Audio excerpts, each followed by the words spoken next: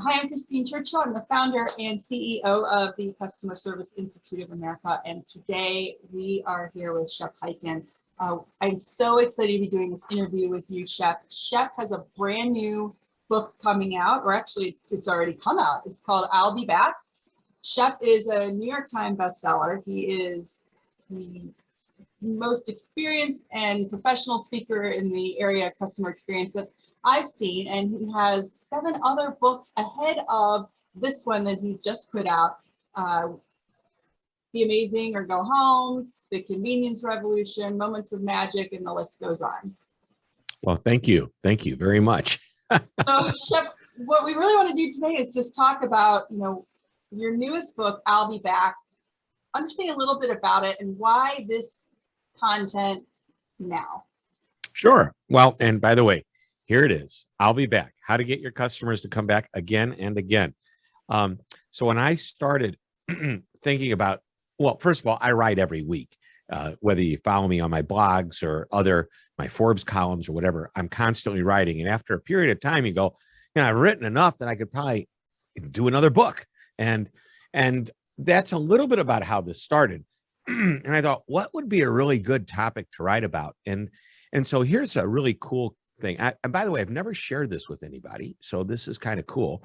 I was talking to the guy who created my video with me, my demo video for my speaking engagements.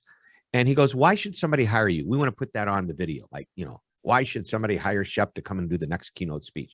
And I said, well, customer service is important, blah, blah, blah. He goes, no, I know that's important. Why would somebody need what it is that you do? What is it that you do for your customers and your clients?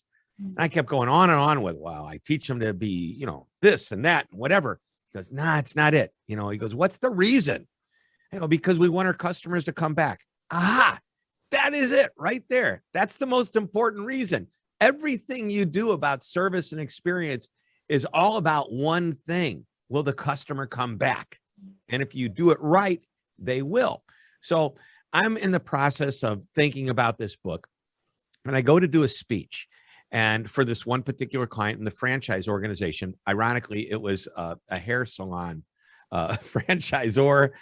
Why they hired me to do that presentation, I'm not exactly sure. But so I'm talking to them about important metrics, Net Promoter Score, CSAT, all the different types of metrics and how we measure them. And we start to realize, and I said, feedback is really amazing, but all it is a history lesson. Mm-hmm. It's a history of what happened yesterday. It's a history, or whenever the interaction took place. But we need to know what that history lesson is, because it tells us if we're doing a good job. It tells us what we could improve if we listen the right way and read it the right way. I said, but, and he goes, yeah, what we like to do is measure the behavior. I go, yeah, you like to measure whether the customer comes back. And I thought, okay, behavior, customer comes back. That's really the most important metric, because people could say they're happy, but if they don't come back, what difference does it make? That's right. So that's the genesis of the book. Then I start writing the outline, and I realize about 3 sentences into this, who made it famous, that line, I'll be back? Arnold Schwarzenegger in the Terminator. So that's why there's a little bit of a look at Terminator font in there. That's actually called. I saw the video with the glasses. Yeah. The glasses. So yes, I love that. So that's the long version, but I've never told anybody how I came up with the concept that I'll be back is really, getting a customer to come back is really the only reason we do what we do in the world of service and experience. We have a product we want to sell, we want to make a profit. Why should we give good service? So that they will come back. Mm-hmm. Yeah, that's absolutely right. Yeah, a lot of the organizations do look at those lag indicators that you were referring to a lot more than they're looking at those lead indicators or behaviors. And in fact, that's one of the questions that we often ask when we certify organizations is, what is it, where can you tell, what is it that you're looking at where you know that everything with your customers is trending the right way? And they'll say, these metrics, but there's other things, and we say that.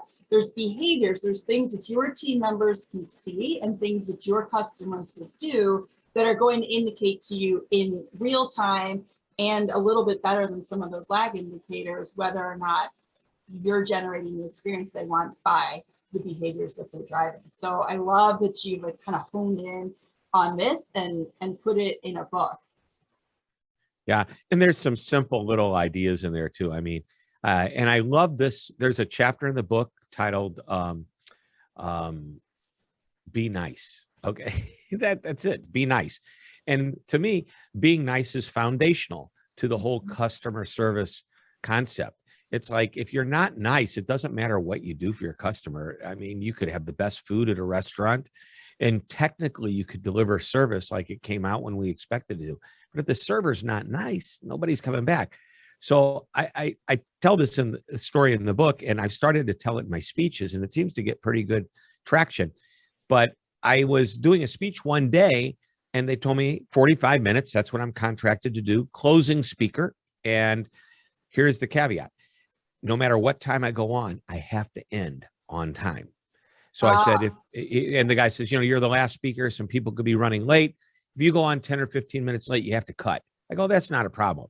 What if they're 10 or 15 minutes short? Do I get to go longer? He said, I don't care as long as you end on time. We have to put everybody in a bus and take them somewhere after the program. I go, okay, I'll end on time. So the first speaker, second speaker, third speaker of the day, they all go later and later and later. And eventually when it's my time to speak, I have 2 minutes left. 2 minutes. That's it. And so my client says, I'm really sorry. I guess you're not going to get to go on. I said, oh, no, I'm going on. I've got something I have to say. He goes, in 2 minutes. I go, I'll be done on time.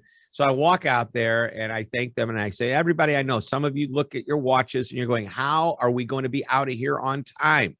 Trust me, you will, because I'm about to deliver the shortest customer service speech in the world. So imagine you've just heard my introduction. I've walked out here. I looked at my watch. I said, so I've got about 1 minute and 35 seconds left. Here's the speech. Are you ready? Be nice. Then I started to walk off stage and I stopped and I said, okay, I know that sounds really simple, sounds so basic, but here's the thing. Being nice is foundational to everything we do. And just as I just mentioned to you, and then I looked at my watch. I said, I think I've got about another 40 seconds or so left. So I'm going to let you go early. Thank you very much. I'll see you next year and I'll do the rest of the speech. And I walked off stage. And that was the shortest speech I ever gave.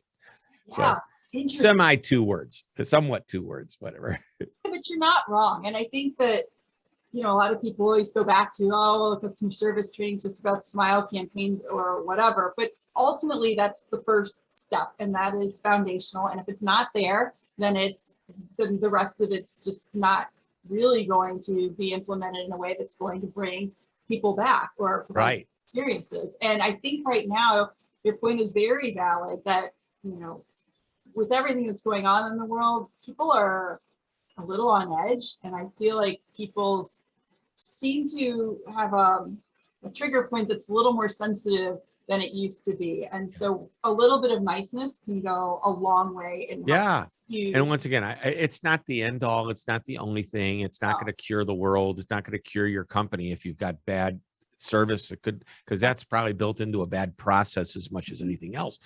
But if people are nice about it, it allows you get a second chance. Customers are sometimes more forgiving because you have the right attitude about things, Absolutely. All right. So I just want to hear from you, like a couple things in the book. I don't want you to give away all the secrets, but what are some of the things that people who want to purchase this book can expect to get from reading it and going through it? Sure. Well, in every book I do, I have my foundational concepts, which is about creating customer amazement and managing the interactions, which I refer to as moments of misery and moments of mediocrity and moments of magic. So that's all in there. Some favorite chapters in the book, I talk about the different ways and different reasons customers will terminate their relationship with you. Get it? See what I just did? Terminate? Yeah. Terminator? Yeah. I think that's an important, we already talked about the metrics, what are the most important metrics? And I go into much more detail. Perhaps my favorite chapter is the last chapter because it's got the most potential to make a major change in an organization. And that's a 6-question process. I call it the I'll be back process, or 6-step process. Boy, that's creative. So, but I'll run through them real quickly, and so you don't need to buy the book. Just write this down. Number 1 is to ask a great question. And by the way, I can go into as much detail as this, but I'm going to give it to you really quickly. So if you want me to come back and hit some detail, I can. You ask, why would someone do business with us? And we don't want the same answers that anyone else would have, like, oh, because we have a great service. Well, that's what everybody's going to say. Number two, why would somebody do business with a competitor instead of us? Which is important to know. I mean, you should know that intel about your competition. Number three, what is the competitor doing that we're not doing that we should be doing? And I might add, don't copy it if you decide to implement it, but make it something different. Number four, looking outside of your industry, what are your favorite companies to do business with? Any kind of company, B2B, B2C, doesn't matter, even the government. But what are they doing? What is it? Who do you like? And what are they doing that you like? What is the reason you like doing business with them? And step five is to take a look at those reasons that you like and say, okay, so this is outside our industry. Can we bring that into what we do in our industry? And if so, copy it exactly as is, because nobody in your industry, your competitors, not doing that. If you want, if there's something that you see somebody doing really well in a completely unrelated industry, bring it in, adapt it, adopt it, and whatever. And finally, number six, if you've done taking a look at these steps and you've implemented some ideas, you go back and ask that same question you started at the beginning. Now that I've done this, why would somebody want to do business with me? And hopefully there's some differences there that will make people say, or make companies go, wow, we've just improved quite a bit, and we're going to make it better for our customers. They're going to want to come back again and again. That's what it's about. 100%. I think, asking those questions and then people and groups really putting thought into that and brainstorming them, because you can answer them and you can kind of not put a lot of effort into your answers. But if you really think about those responses, you're going to get a lot of good intel by just asking those questions. I love it. Yeah.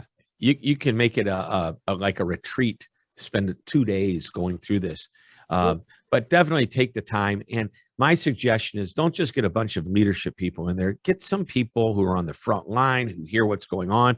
Get somebody who's a manager who, is kind of removed from the front line, but doing something. I mean, get different stakeholders from the company to participate in this, especially as you get to questions, 4 and 5, where you're talking about just companies you love and why. We want to know that.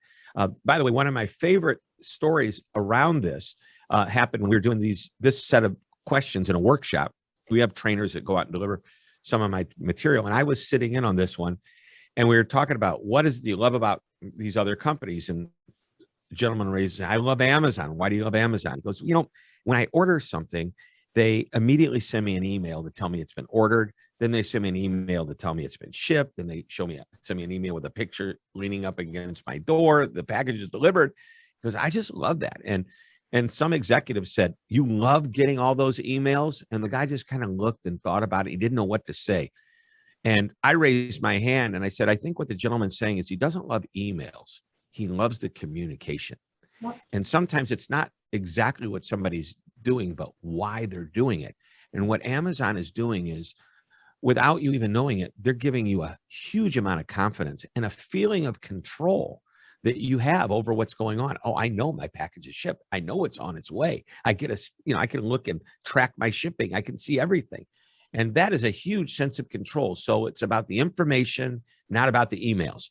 And so when I said, what information can you share with your customers that would make them feel more comfortable, more in control, and more trusting of your organization? And you could see the executive going, okay, I get it. I get it. Yeah, that's what it is. Yeah, the light bulb switched right. off. And I think that's such a huge point. Everybody's got massive to-do lists. Even if there's something else that ends up in their inbox, or if there's a proactive communication that they're getting that's going to help them feel, I don't have to worry about that. Like, I can subconsciously or consciously cross that off my list somehow. And that's the company that did it for me. They're going to be in for the long haul. Right. And that's what we want to do. Absolutely. Well, Shep, this is terrific. I'm so excited about your new book, and thank you. Wait to get my hands on it because it's on the way. So I just wanted to get a sneak peek and have this conversation with you so that everyone who's watching and listening can get in on the action, so to speak. Well, thank you. Great to be here. Thanks for having me. Let's do it again. Yes, absolutely. And Shep, again, appreciate your time. Congratulations on the book. Thank you. Okay. Take care.